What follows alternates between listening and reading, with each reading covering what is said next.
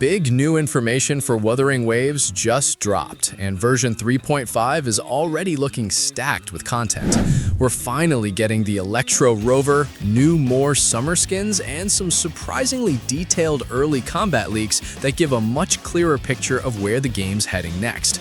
All the timestamps are down in the description if you want to skip ahead to your favorite part, and if you haven't already, make sure to join the Discord. The biggest reveal right now is definitely the Electro Rover, because this isn't just another element swap like we've seen before.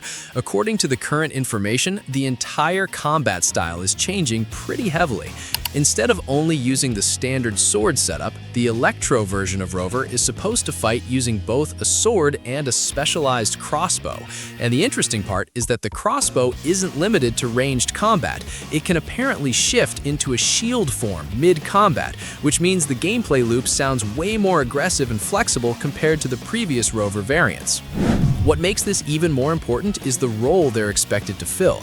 Early descriptions are calling this version an Electro Flare DPS, but from the way the kit is being described, it sounds closer to a very strong free-to-play hybrid support damage dealer rather than a purely selfish carry.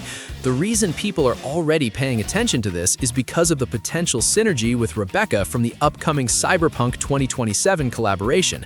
If these leaks are accurate, Electro Rover could end up becoming one of the most valuable, accessible units in the game, simply because of how much utility and elemental support they bring, while still maintaining strong damage output. Version 3.5 is also continuing the game's push into cosmetics after the success of the previous summer skins for Chang-Li and Carlotta. This time, the new outfits are reportedly going to Chisa and Lene.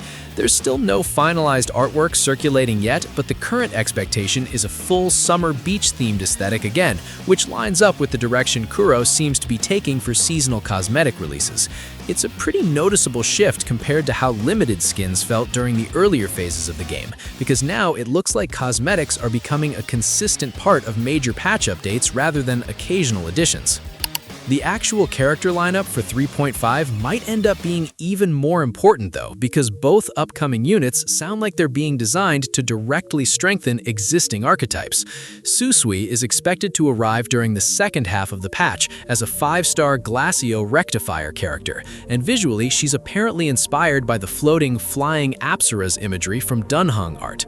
From a gameplay perspective, she's being positioned primarily as a Glacio support, which matters a lot because it essentially completes a dedicated mono Glacio setup alongside Hiyuki and Lucilla from version 3.4. That's probably the clearest sign yet that the developers are starting to fully commit to stronger mono-element team structures instead of broader hybrid compositions. Then there's Yangyang SP, which honestly might be one of the biggest surprises in the entire leak cycle, because this would be the first time Wuthering Waves gives an existing 4-star character a full 5-star SP variant. Instead of remaining an arrow-focused utility unit, this new version reportedly converts Yangyang into a Havoc main DPS. That alone already changes her identity completely, but what's even more interesting is the way the game seems to be tying her directly to Suisui. Apparently, both characters are expected to feature unique voiced interactions with each other through custom intro and outro lines, similar to the special synergy interactions players already noticed between Yuno and Augusta. That kind of detail usually means the developers are putting extra emphasis on their relationship, and there are already rumors suggesting Suisui and Yangyang could actually be sisters within the lore. If that ends up being true, then version 3.5 might not just be a gameplay-heavy update, it could also become a pretty major narrative patch as well. When you combine all of this with the anniversary content, the Cyberpunk collaboration, the possibility of the Lahoro arc wrapping up, and rumors about another map expansion, it really feels like the game is moving into a much larger phase overall.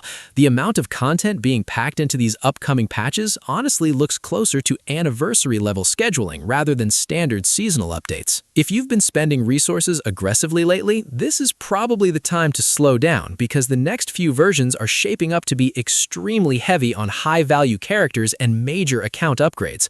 Between Electro Rover alone, 5-star Yangyang Suisui's role in Glacio teams, and the incoming cosmetics, there's a lot competing for polls and resources at the same time.